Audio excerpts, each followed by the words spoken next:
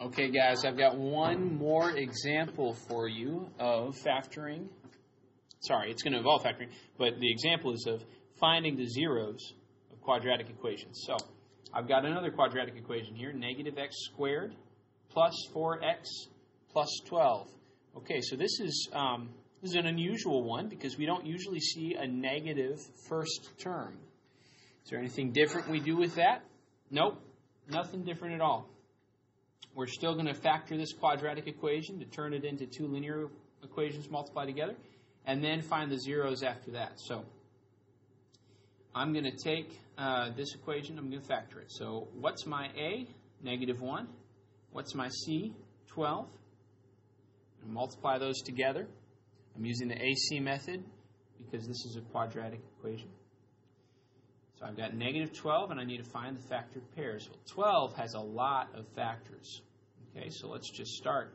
It's 1 and negative 12, 2 and negative 6, 3 and negative 4, 4 and negative 3, 6 and negative 2, and finally 12 and negative 1. 12's got a whole lot of factors. Okay, so, but which is the factored pair that we're looking for? Well, we're going to add these factored pairs together, and we're going to figure out which of these factored pairs is equal to my b. Remember, b is the coefficient of the middle term. So the coefficient of the middle term is 4. Which of these factored pairs adds up to 4? 1 plus negative 12 adds up to negative 11. That's not 4. 2 plus negative 6 is equal to negative 4. It's the right number, but wrong sign.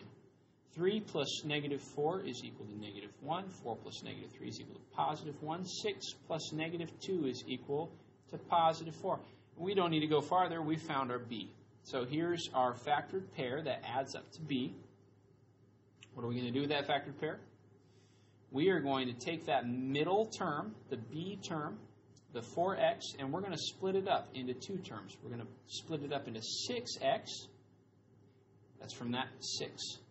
And negative 2x from that negative 2. So we split 4x's up into 6 of them and negative 2 of them. That still equals 4x's. So the equation hasn't changed. We're just writing it in a different way. Now that we've got 4 terms, we can use grouping. So I'm going to group the first 2 terms here. Group the first 2 terms there. I need to get that minus sign inside the group. Separate my groups with a plus sign. And then write my second term, my second group rather. Okay, second group there. Now I want to find the, I want to figure out what greatest common factors can I find out of both groups. Well, first group, it looks like just an x. I can factor out an x, so I'll factor out an x. What does it leave behind? Negative x plus 6. Okay, second group, what can I factor out there? A 2. It looks like the greatest common factor is just a 2, so I'll factor out a 2. I've got negative x plus 6 left behind. Oh, perfect. I have matching factors of negative x plus 6. There's a negative x plus 6 on both sides of my expression, so I can factor that negative x plus 6 to the outside. And if I factor negative x plus 6 out of the first group, all that's left behind is an x, and if I factor a negative x plus 6 out of the second group, all that's left behind is a 2. So x plus 2 is my other factor. So here's my 2 factors. Now, this is interesting. We usually don't see linear equations where the x is negative. We haven't dealt with many of those. Does that change how I go about figuring out the zeros? Does that change how I go about figuring out the zeros? Well, it turns out it does not. It does not, because I'm still going to take each of these linear equations and I'm going to set them equal to 0, and I'm going to solve them.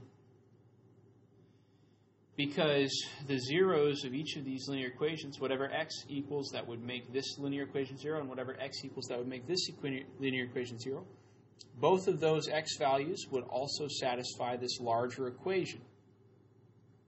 Because a product of 2 numbers is 0 when one of those numbers is a 0. So let me solve both of these equations and figure out what my zeros are. So in this equation, normally I'd be tempted to subtract that 6 out of this side. But here's what I'm going to do instead. I'm going to add an x to both sides. I'm going to add an x to both sides. Because that x, it'll get rid of that negative x. Adding that x will get rid of the negative x. But it'll also add an x to this side, and I'll be left with x is equal to 6. And that's the fastest way to get to my solution of x equals 6. Let me subtract the 2 from both sides for the second equation. And I'm going to be left with x is equal to negative 2.